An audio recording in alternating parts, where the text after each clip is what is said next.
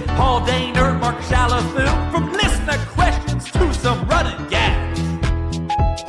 Insider stories, ambush light, that dad life and respect for flags. Kick off the weekend, alright? It's the Growler Friday show, it's who Dey Light. All right, another episode of The Growler. I am Mark Shalafoo. With me, as always, Paul Daner Jr.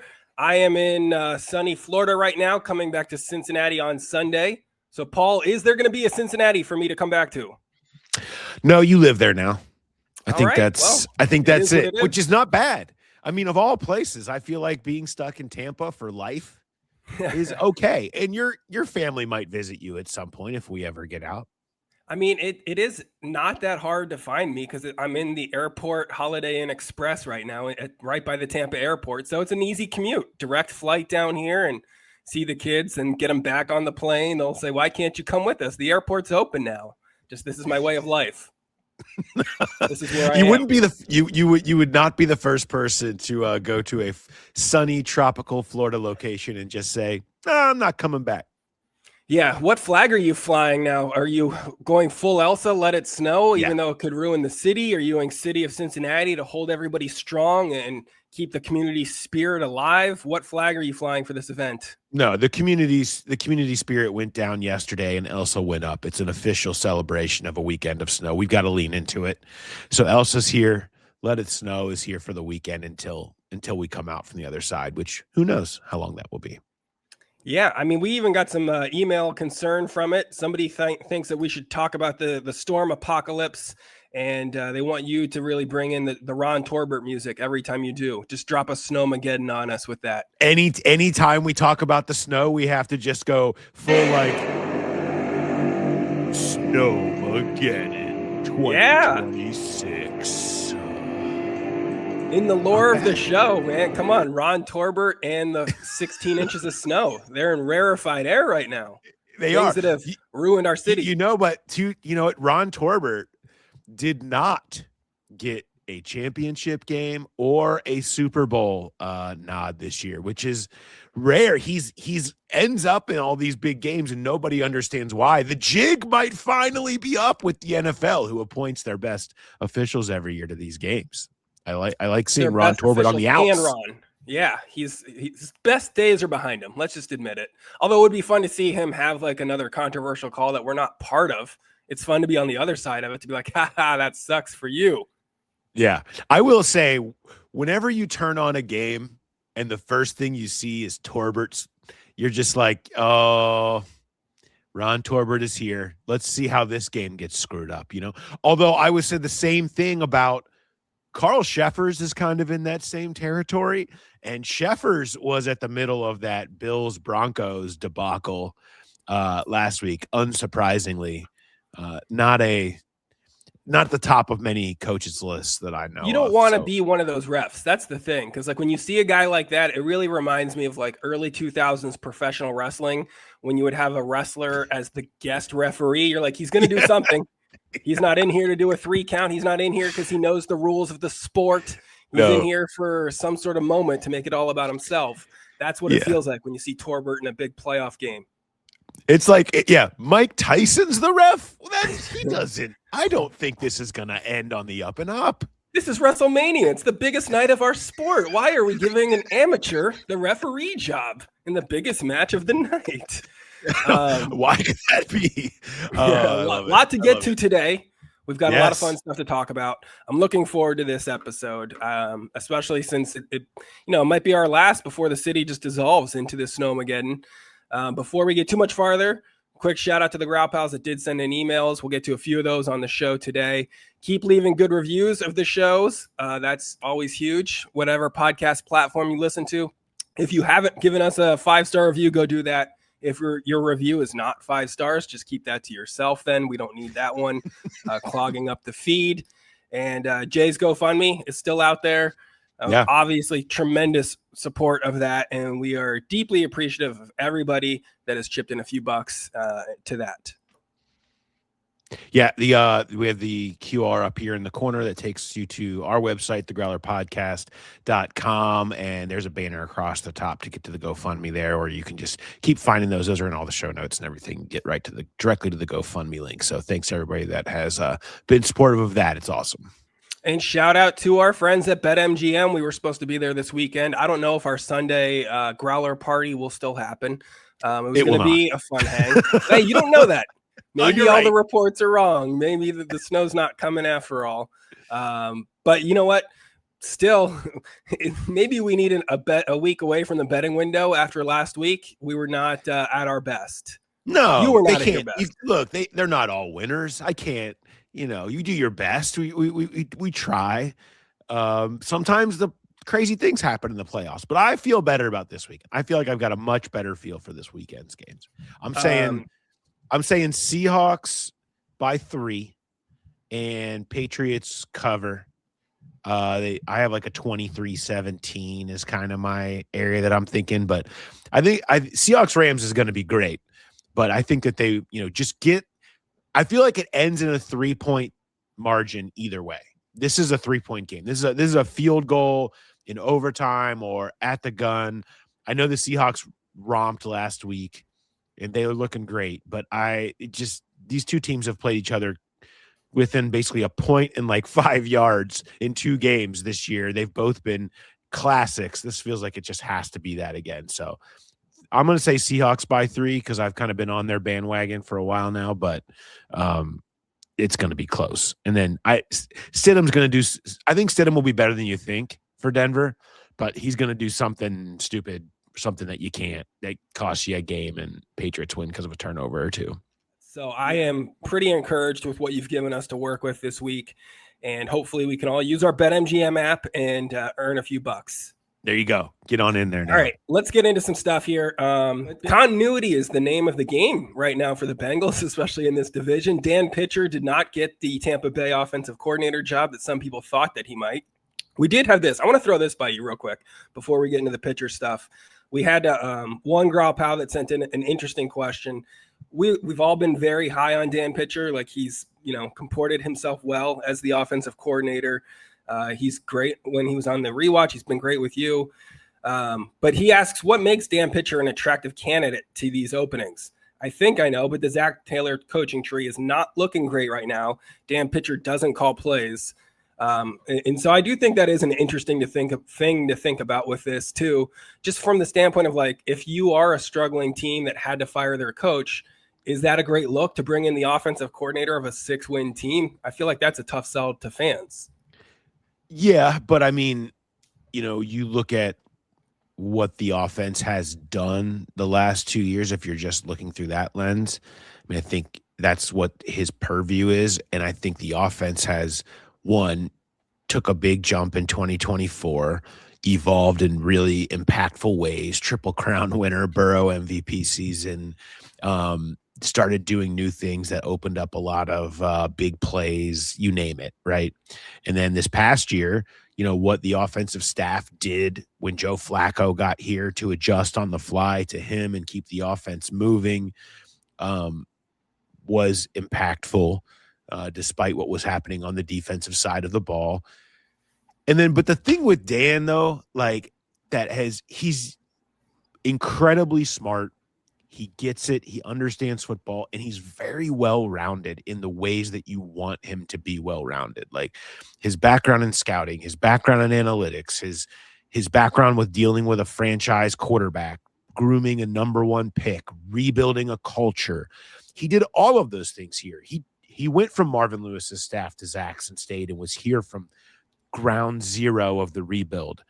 He was handed Joe Burrow and cultivated that relationship and helped him build up. He was part of, understanding. He built Bengals analytics along with Sam Francis from nothing to something when Zach Taylor arrived.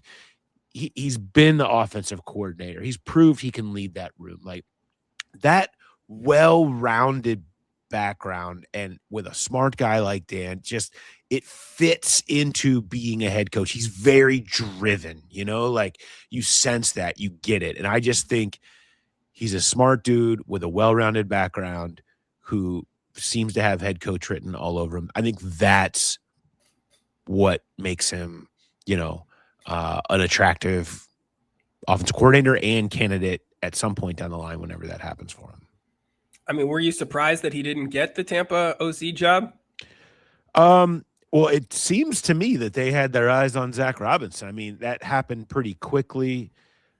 Brian Callahan was supposed to go down there and he did a virtual, and Pitcher did a virtual, and Callahan was scheduled to go down there to do an in-person and then had to cancel it because they decided to hire Zach Robinson as the first one in, which is stuff that's been happening in a lot of the coaching carousel. But, so I don't know if I'm surprised or not surprised. I mean, I think teams, owners, GMs have their guys. I think that there was some surprise from Tampa that he was even going to be an option because they really liked him last time when he was a potential candidate when he ended up taking the Bengals OC gig in 24.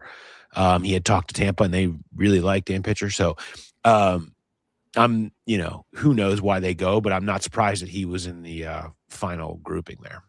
And I know you've talked about all right, let's say Dan Pitcher does get that job and Callahan doesn't. Callahan is obviously coming back to Cincinnati. Like that seems like a foregone conclusion that if Pitcher was to leave this cycle and Callahan doesn't have a job yet, he is back in Cincinnati.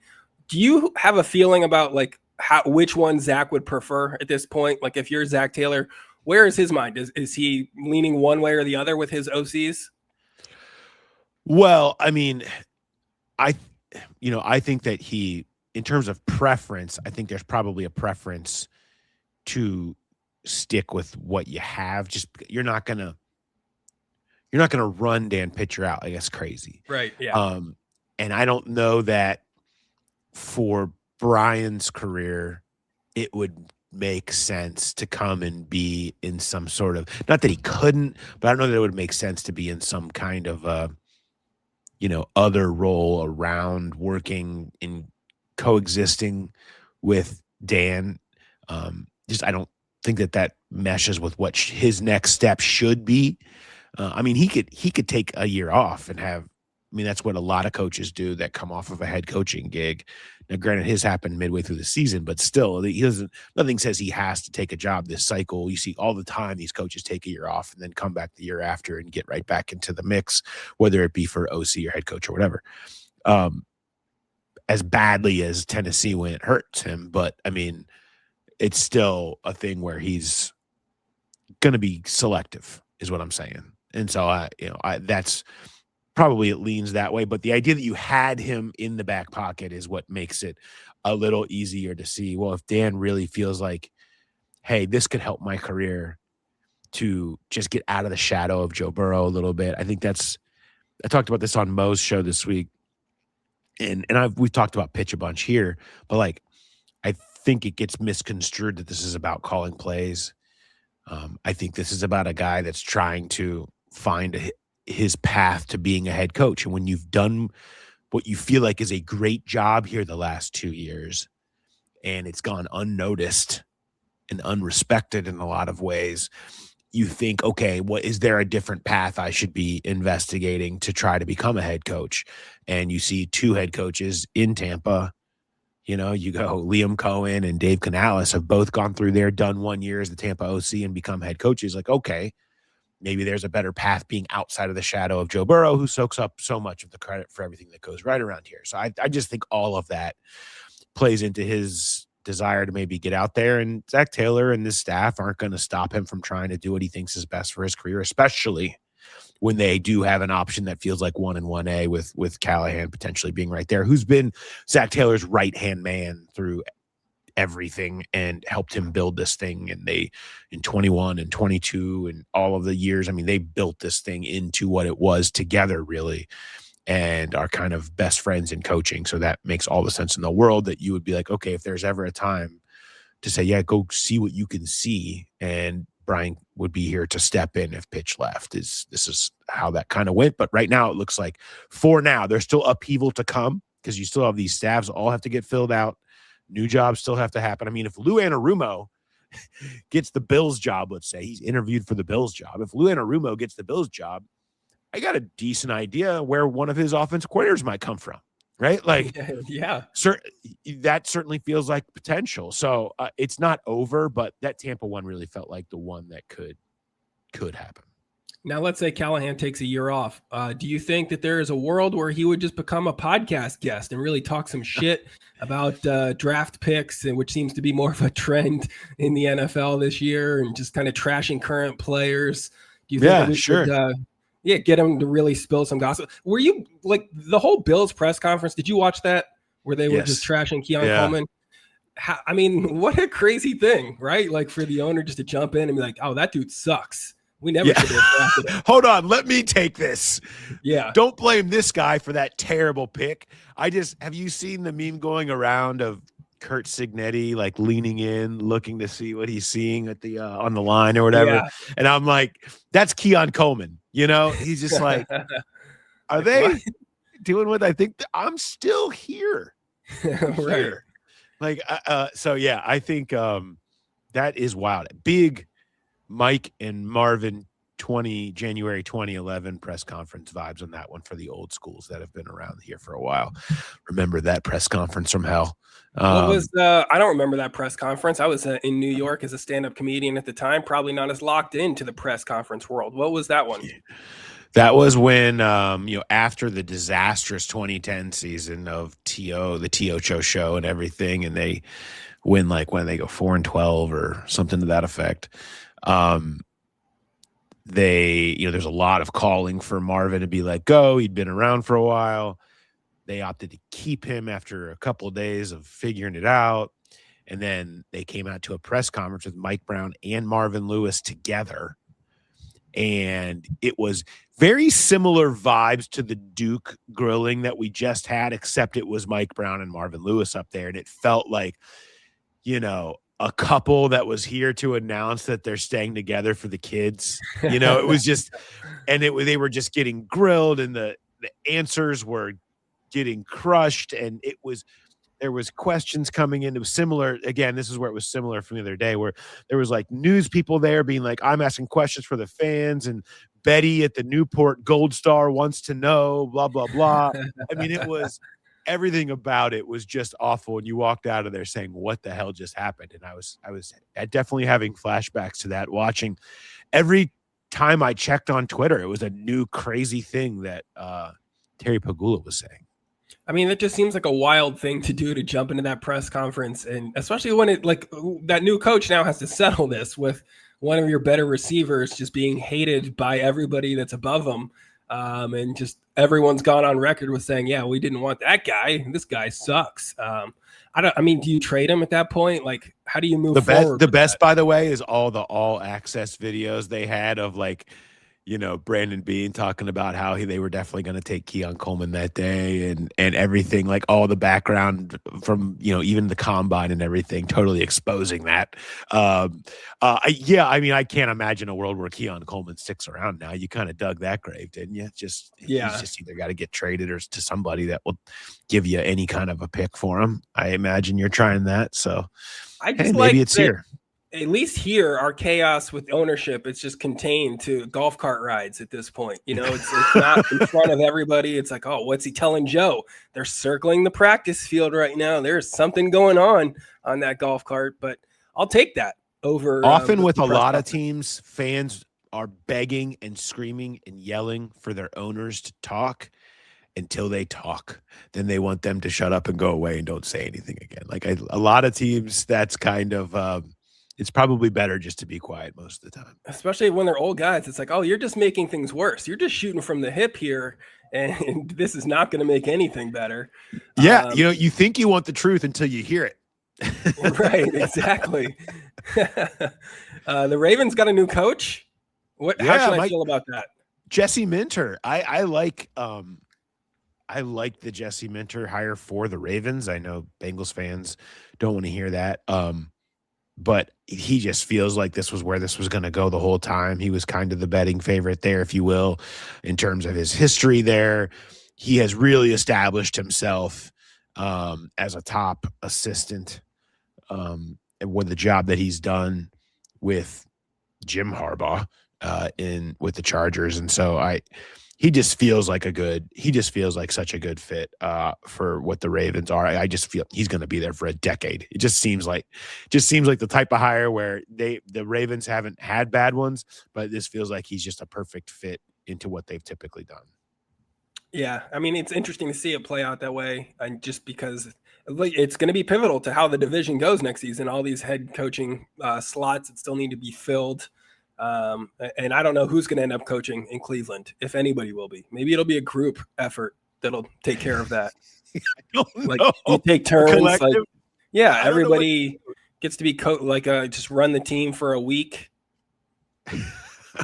I mean, I feel like they haven't been far from just having Twitter. Twitter's kind of been running the team for a decent amount of time. So why not just have something like that where you just fan votes on the major decisions on their social media accounts? What the funny part is, like, when you have all of these people who are just like canceling on them, and it's like, look, I don't even want to come to Cleveland and talk to you. It's like through it every day is a new coach who's like, yeah, I'm not even going to come up there and talk to y'all. It's just so clear that they're the bottom rung. The moment someone has a better option, they just cross Cleveland off the list. And, having to just go to Cleveland for a business trip, I get it.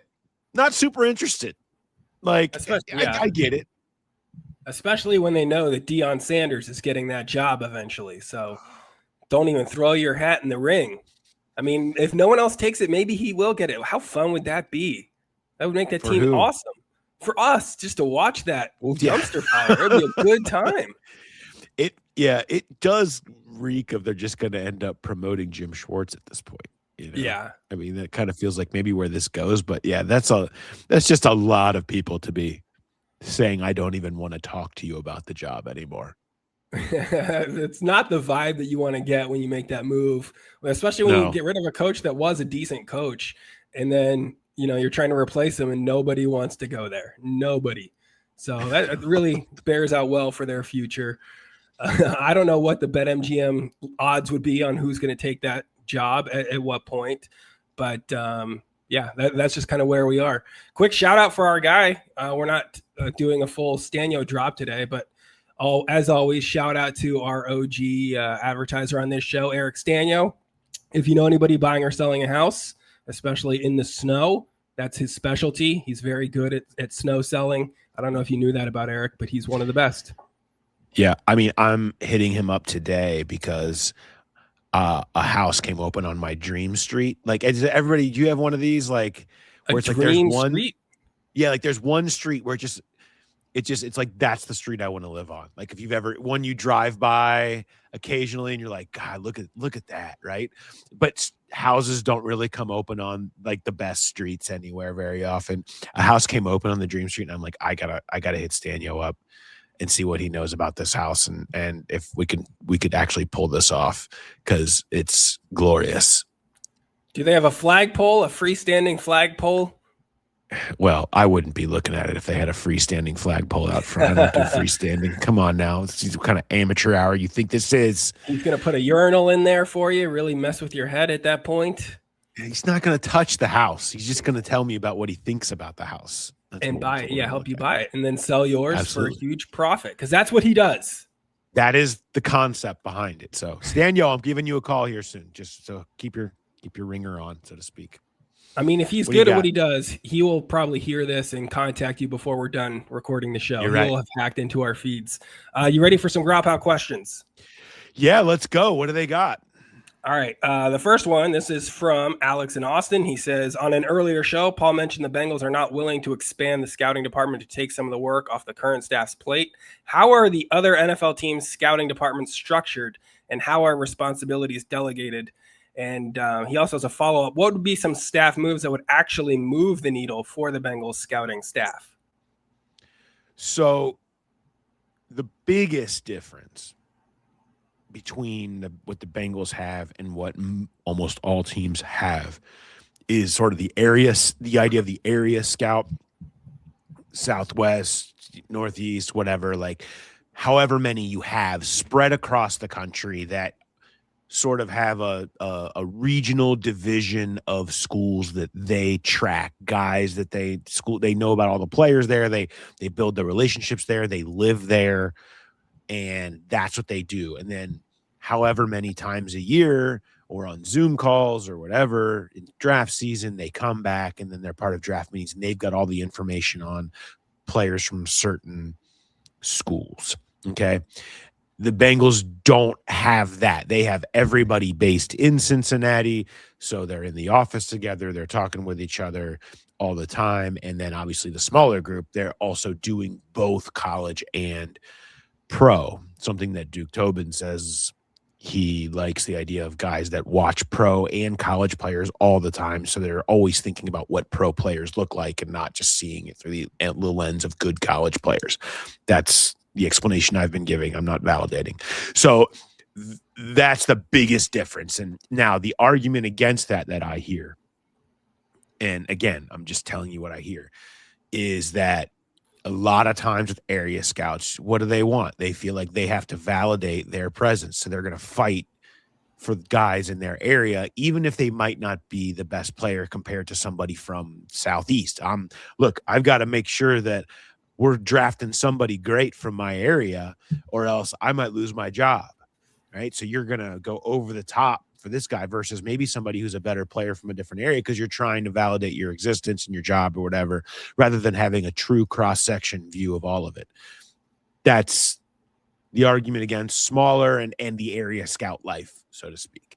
But that's kind of a big difference. And then I would say another one would be, the analytical side of the draft process, more people who are deep in that world, more just general analytics. Now that goes across coaching staff, that goes across pro, that goes across evaluations of college players, just so many teams that invest in big ways into the analytical side of all of that. The Bengals obviously don't have as much of that. They did add one person there last year. It's now Sam Francis and Trey LeBounty, who they pulled from Buffalo to do some of the analytical side of the scouting. We'll see what impact that has this year, but it's nothing compared to some of the armies that some of these teams employ in terms of analytics of players and personnel acquisition. So what could they do that would really move the needle? Like you can't flip overnight and be like, all right, now we have area scouts everywhere. Like that's a fantasy world, but is it like adding maybe another person or two to the analytics side, or doing maybe just two guys that are living only in the college world? What do you think would actually really change things? You don't have to go to the area scout world if you don't believe in that philosophically.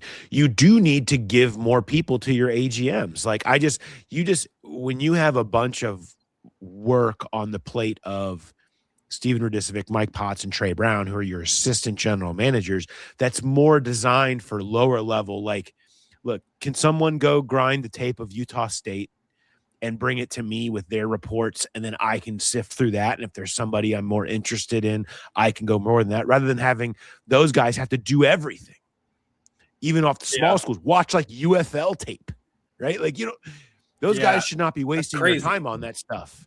And I just think having those guys should have bigger teams to assist them so that they're having more time to focus on the bigger things and the bigger decisions and do more of the cross-checking and understanding that.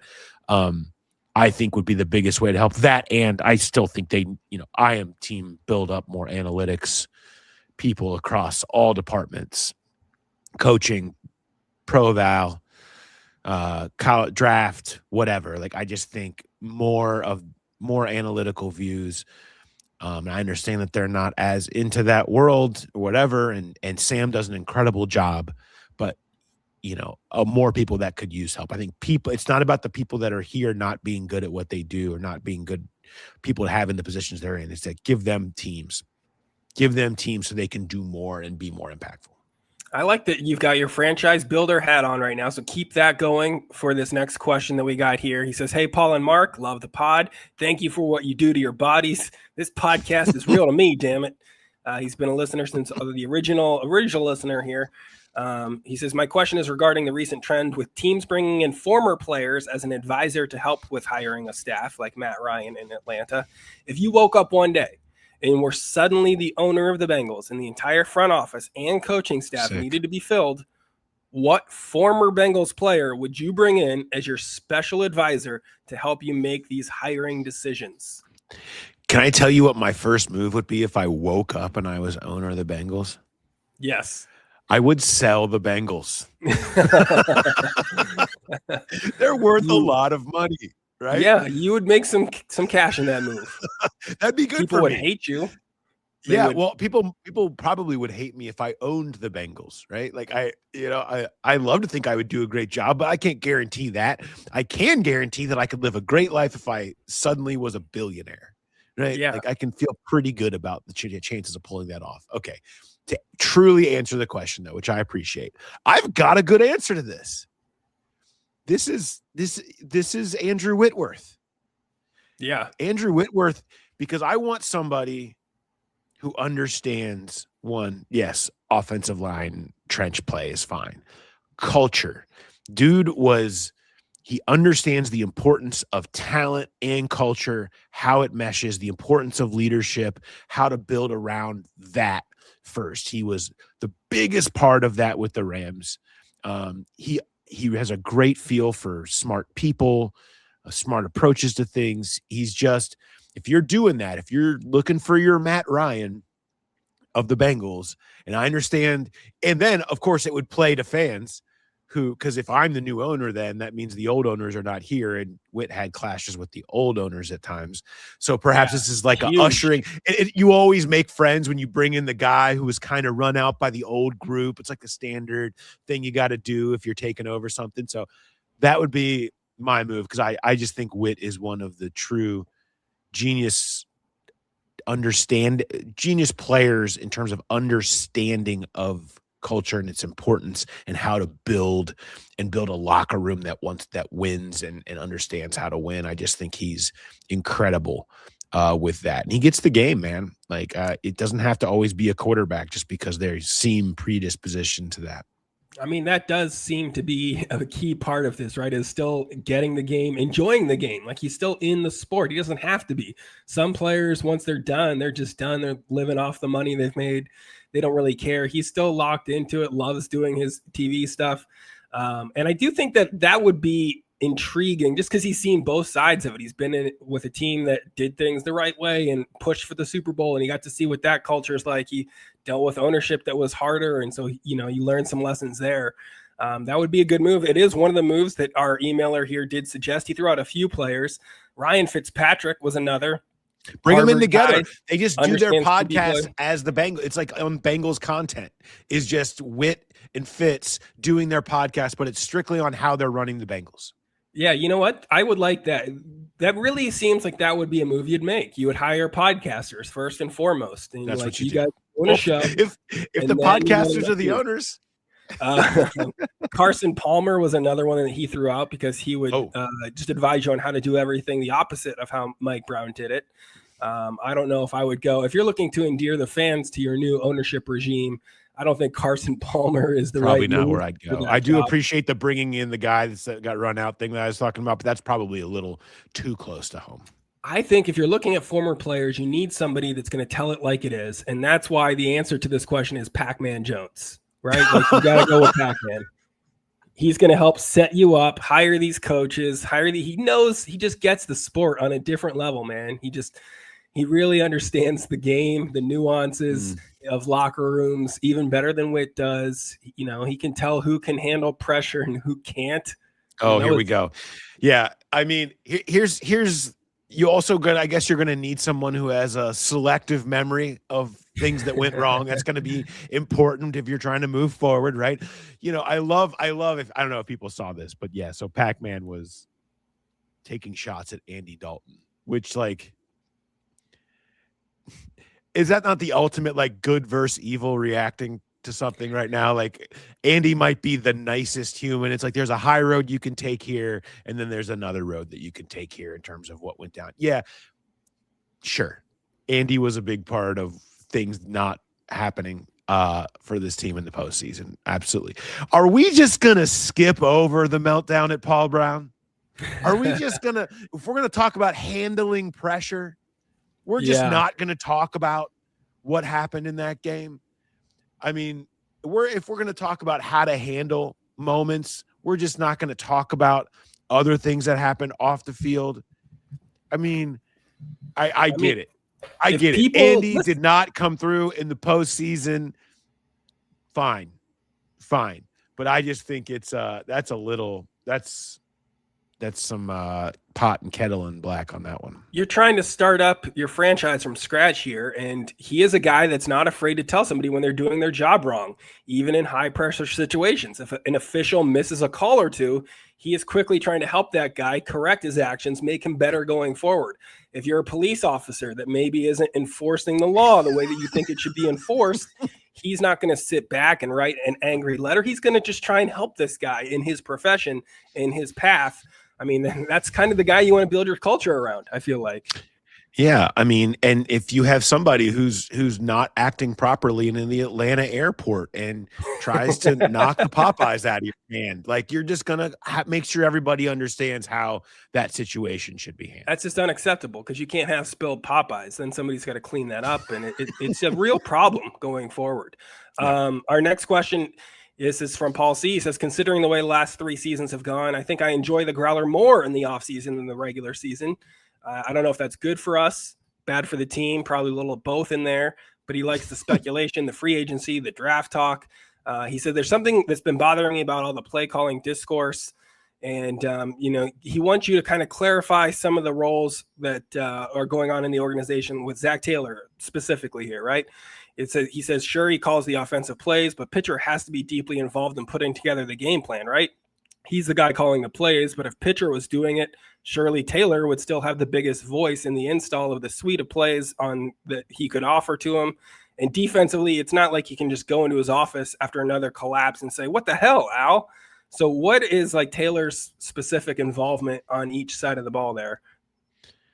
Yeah, I mean, the offensive game plan is put together by everyone. I mean, that is Zach's obviously going to be leading that, so to say. But, I mean, Pitch is doing the meetings and a lot of the install, and they work together on coming up with what that play sheet looks like, what plays are on it, the order that they're in, the ones they definitely want to run when they want to try to get to them.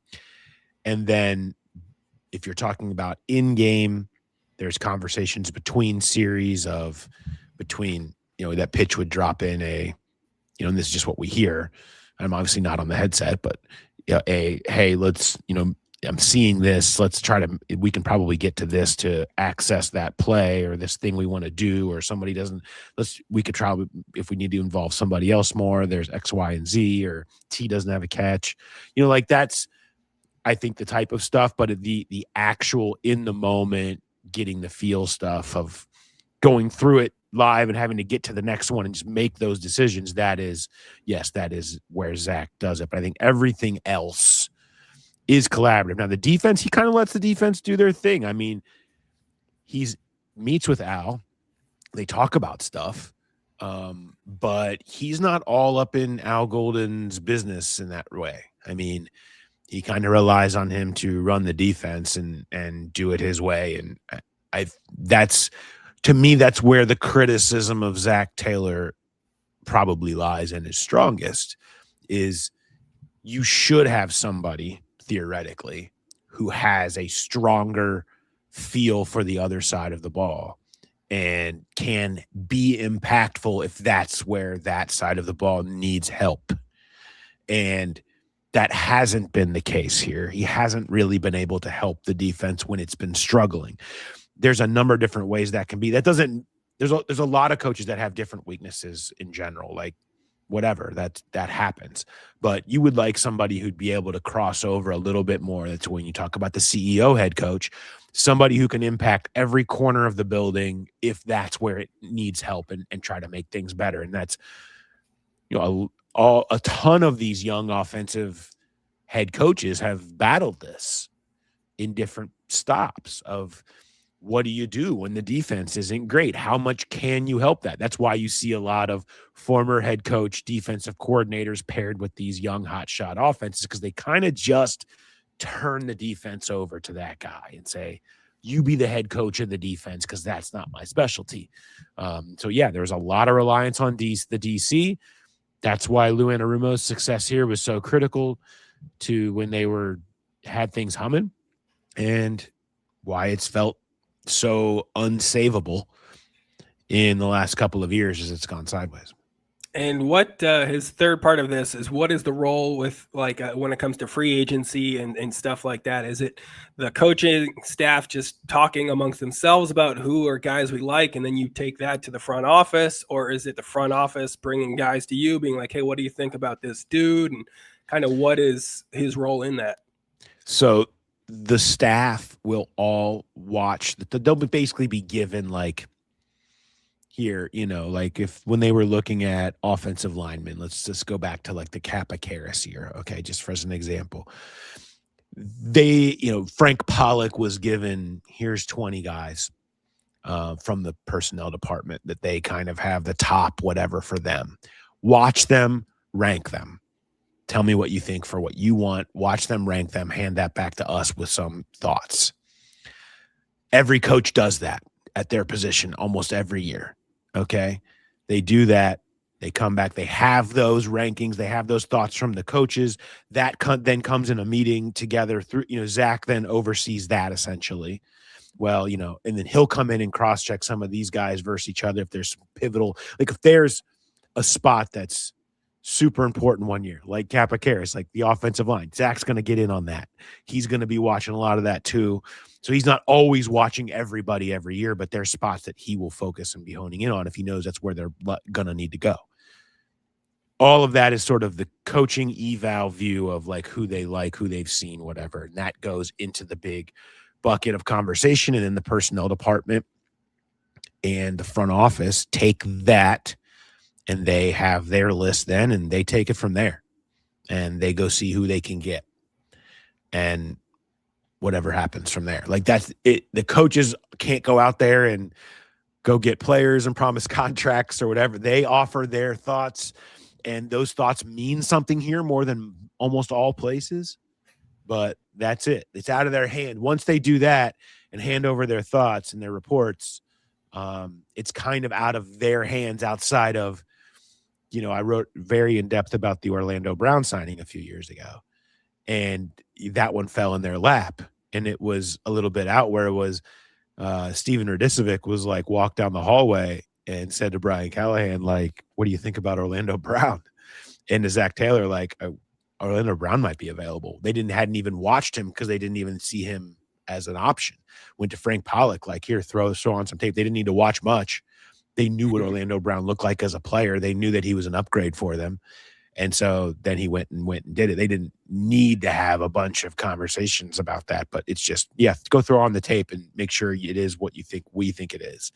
And then they say, it's all good. Go get him. And then they did. So that's largely how that works. But inevitably when we get to free agency week, it's the personnel department has to go execute the plan. And what they come back with, the coaches are kind of out on that. They can do their best to recruit on the side if it's coming down to something, but they're kind of have to hope that the plan gets executed. So it's not like the coaching staff is just giving a sheet of paper to the front office with Marco Wilson circled 10 times on it. This is what we need to do here. I feel like sometimes they're as surprised as anyone with what the results end up being.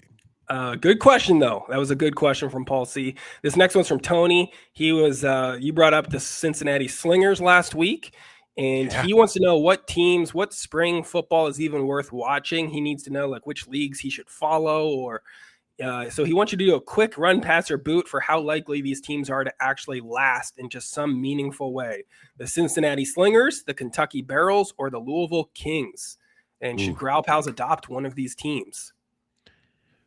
Well, let me tell you who not to adopt, and that's the Cincinnati Slingers. Okay, unless you are a member of the team, which is possible. You just have to go and submit it in the generic online form. Okay, if we get some Growl Pals on this team, I'm saying, I'll rally behind them for the 3 games that this team is in existence. Anybody that wants to take me up on a bet, that team is not finishing season 1. They will not start and finish every game on their schedule that's currently on their website. I'm telling you that right now. So boot them to the moon. They're not going to be around. But I'm here. If anybody wants to take me up on that, we could probably come up with a fun prize if anybody wants to bet again, wants to short that bet. So anybody who wants that action, send it to the growlerpodcast@gmail.com. Paul will handle that offline, and yeah, he's there for you. Come get it. So I'm booting the Slingers. I will say the Kings are probably your best because they're at least in the UFL, which has a TV deal and is associated with the NFL. The NFL has interest in it surviving. So you want that. The Kentucky one is in Arena 1, which is just a collection of teams that still somehow survived the last falling apart of an arena league like last year. So it all feels very House of Cards on that one. At least the UFL is a real thing. It has a TV deal that has the best chance of surviving without question. So that's where I would go, unless you actually play for this or coach or are the GM of the Slingers. Then you're in on them. We do have we got a couple good ambush question submissions this week. One from a guy who said he was too high the last time he was trying to compliment us and apologized for that. I'm here to say, like, hey, you can still email us when you're high. We'll still take those emails, even if it is complicated. We do. It does feel like we get a decent amount of people that admit to being quite high while listening to the show. It does seem like a bit of a trend at this point. We'll take the Growl Pals in whatever state of sobriety they're in. We'll take them if they're hammered, if they're high, if they're on, whatever narcotics or not that you want to partake in. We'll take all of you guys. But we talked about this earlier on an earlier show, and Glenn checked in with his review of the episode of Trey Hendrickson's on that watched series. Yes, he watched it so we wouldn't have to. Thank you. Doing the Lord's work. He says he really, really, really doesn't recommend the offseason episode of Trey Hendrickson. He says there is a heartfelt story of him helping at the Ronald McDonald House in Florida, sandwiched between a bunch of anti-Bengals propaganda. He jogged around a small grass field with his quote-unquote trainer that had on questionably short shorts mixed with a massive mullet. Not to style shame the guy, he's just saying. Trey also left him hanging after a fist bump attempt, so not really sure what they're trying to say with all that. They imply he didn't have a contract with the Bengals a bunch. Also said that he was homeschooled. I will judge his family's decision to do that to him. It all starts to make sense why he is the way he is. I also had to pay 99 cents to watch this. Can we reimburse Glenn? I just send him $1. Yeah, I think we should at this point. He's doing important work for us. We talk about how the scouting staff can expand and get some help. We need some help too here at the Growler, and Glenn stepped into a role that we didn't necessarily advertise or hire for. So that's the kind of initiative that you need. So we should have him reviewing all sorts of other content for us at this point. Yeah, I'm for that. That is, thank you for doing that. I'm glad that I don't have to, but very much appreciated. I mean, there is part of you though after that review that probably wants to watch it, right? Like just to see how insane it actually was. Nah. No, you're still good with it. I'm good. You don't need to. You're done with Trays of Our Lives forever. You've gotten your fill of that. I don't know. Maybe not. Who knows? Who knows what's going to happen in terms of what they do? I was just because we have the sheet reveal episode is coming. So we have the mock off season sheet is coming out Tuesday morning, and we will have a episode, myself and Charlie and Mo, up Tuesday morning going through the sheets. But in it, I have to deal with the Trey Hendrickson situation, including the potential of the tag and trade as an option. And it just makes me go into that mental place of having to think about Trays of Our Lives and what Trey's reaction would be if you had to tell him that the Bengals franchise tagged him. There's a lot of, it doesn't feel totally over yet so I'm coming to grips with that after having to go through the sheets over the last couple weeks. What if it's not a tag and trade? What if it's a tag and play? Because there's just no other defensive free agents worth it. You're like, hey, you're staying here. I would love to see his reaction to that. That would be fun. Growl Pal Spotlight this week. Quick reminder, we do have a Growl Pal team for free throws for kids. Yeah. Sign up for that. That is on our social, that link. I think that event is in March, I want to say. Yeah, I think it's the 21st. Click the link. You'll find out the details. We have a Growl Pal team. We want some Growl Pals to support this, make some free throws, prove to the greater community that we are a bunch of great athletes who have big hearts helping the children. That's what it's about. But also just having some personal pride for our Growl Pal community is huge. Whoever makes the most free throws on our team is going to be graders worthy. That's important. That's right. You get the 6 pints of your choosing sent to your front door on the dry ice. Deliciousness, all for being a free throw marksman. We know you've got it in you. Show off your fundamentals. And then what did you have this week that you wanted to plug on the Growl Pal spotlight? I want to give a shout out to the Reds Community Fund. So we were up at RedsFest, myself and my kids, and RedsFest is fun. The kids' world can be a little hairy. It's a lot of long lines to jump on a trampoline, and things like that. Like but the actual, the interaction you can get with players, with all the stuff, the shows they have going on. I mean, there is 3 levels of awesomeness there, and it's fun. But on Saturday night, they do the Reds Community Fund host a poker tournament, and BetMGM was a sponsor at this year. And so they were kind enough to let me play in it, which was really cool. And I'd never played in it before. I'd always thought it sounded really interesting, but I'd never really had an opportunity to play with it. It is an awesome event. Like, there were 600-700 people, $10,000 grand prize. But in that room, you have Reds players, staffers, manager, coaches, you name it. All of them are former players scattered throughout the room at least one at each table to start. And if you knock them out, you get the jersey off of their back and they sign it for you and do it there and take a picture or whatever. And it's really cool. And so that you're trying to knock these guys out. And so if you want to like be around the players and kind of get to know them in a more casual setting like that. I mean, I was sitting there, I was at table 21. And the player ended up being number 21, Hunter Green. And wow. Not a bad. There was definitely a lot of jealousy of table 21 happening. He was kind of the big. I want to shout out Hunter Green, nicest dude ever. I mean, came up, first thing he did, shaking everybody's hand, asked them their name, asking everybody questions about themselves and whatever, understanding that so much attention is on him, and just wanted to kind of ease it for everybody else and be the one to be starting the conversation and keeping it going. Very open to just talk to everybody that was at the table. And then, as we're playing, he got knocked out once. Well, he rebought a couple of times for free, of course, just to keep chips going to everybody at the table to have more chips.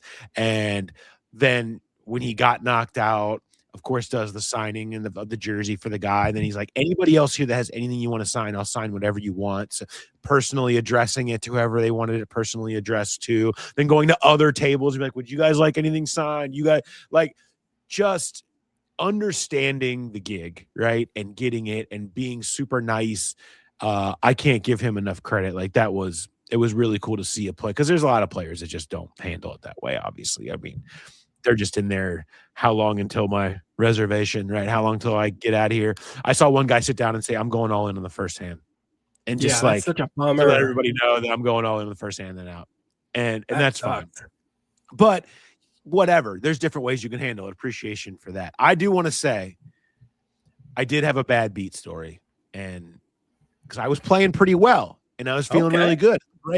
Long break, really long break. Had my meal and watching the game and whatever. First hand after the break, I had a decent chip stack in front of me, and I got aces the first hand out of the break. And I'm like, this is great.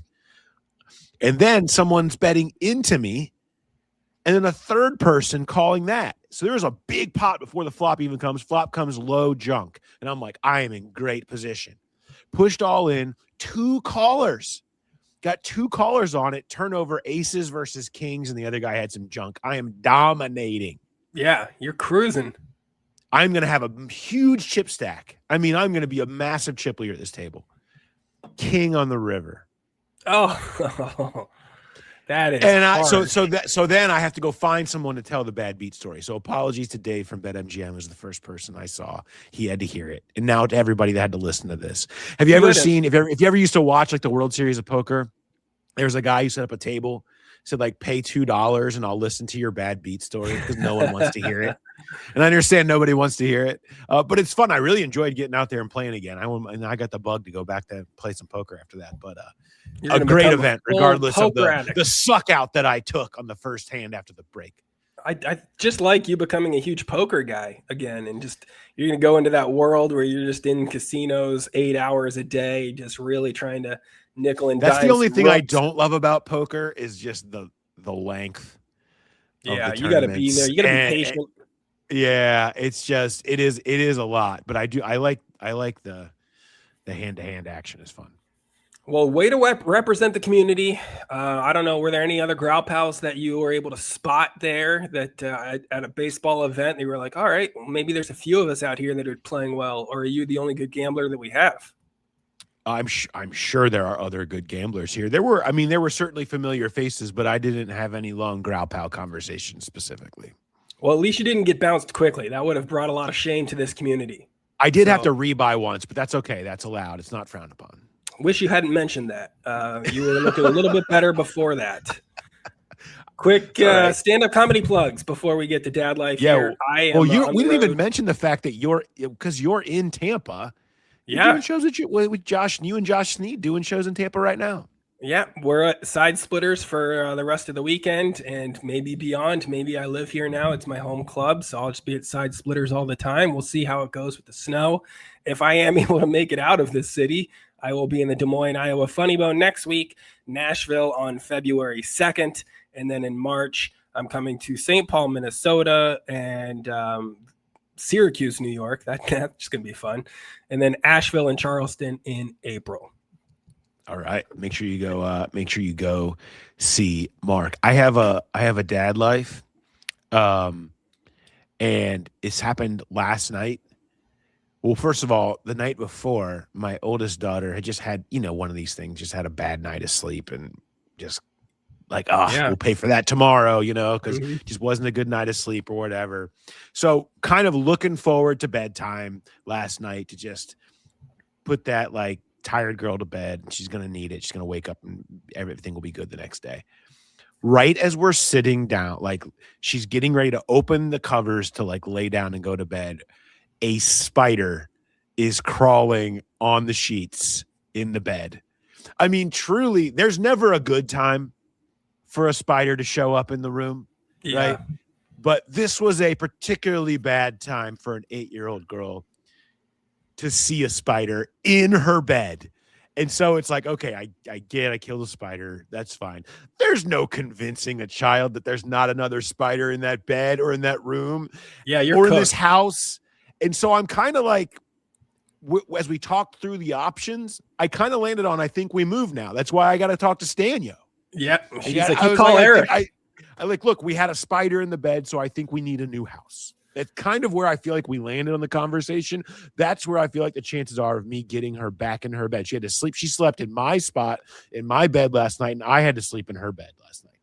Oh, you had to sleep with the spiders? There are no spiders in there. Jeez. It was just the one. I killed it. It's all in the up and up. Take the couch. At least there's no spiders on the couch. You're sleeping in the nest of spiders up there. That's you're gonna have to burn the house down, I guess, at this point. Truly terrible time. It's never good. Have you ever had this where? Yeah, if my kids, if there was one in the bed, I think they would want to burn the house down because, like, if they even see one in the house, they freak out. But my kids, they also don't want the spider killed. They're always like, the way they demand that I take care of the issue, everyone in the house freaks out. But then they're like, no, don't kill it. Take care of it. Kind of like they're in the mafia and they think I'm wearing a wire or something. Like they don't want to come right out and say, you kill this spider. They're like, just take care of it, but get it away. So then you kind of have to pretend like I just take it, I smush it immediately and I'm take it outside and like, oh, I just set him free in the trash can. He'll have a great life in there if he can get out. But yeah, that's not in the bed is a tough one. That's a tough one to bounce back from, especially on no sleep. So you're already dealing with an emotional, overwrought kid anyway. Like, I don't know. You might be in her bed for a long time. I mean, my kids, when they see any sort of bug, and my wife too, they see any sort of bug, there is no way around it. They want murder. That's what they just want to see the murder happen. Sorry. I had to bring it Yeah, they want the proof. I think the only way you're getting back into your bed is if you put a bigger spider in there tonight. You're like, uh-oh, see, this one's even worse. You better go back to your bed now. That's the only clear answer here. If anyone wants a nice house in Oakley, there's possibly going to be one for sale very soon. As soon as they get rid of the got? spiders. In mine, I was just thinking about this because my daughter was complaining about homework and stuff. And, like I feel she's in junior high or right now, but like high school, I think really gets a bad rap from people because you'll hear people talking now like about their jobs and they'll say stuff like, oh man, it's so cliquey at this workplace. It's just like high school all over again. And then it's like, Girl Scouts, all these other moms are kind of catty. It feels like high school all over again. You hear that sentence so much. It's like maybe high school's getting something right. Like clearly all these cliques and stuff that kids have to get used to in high school happens everywhere for the rest of your life. High school forever is what it ends up being. So maybe they do get some stuff from high school. And the other thing that you hear a lot more in high school that I'm starting to hear in junior high is the kids whining, especially about math. Like, when am I ever going to use this in real life?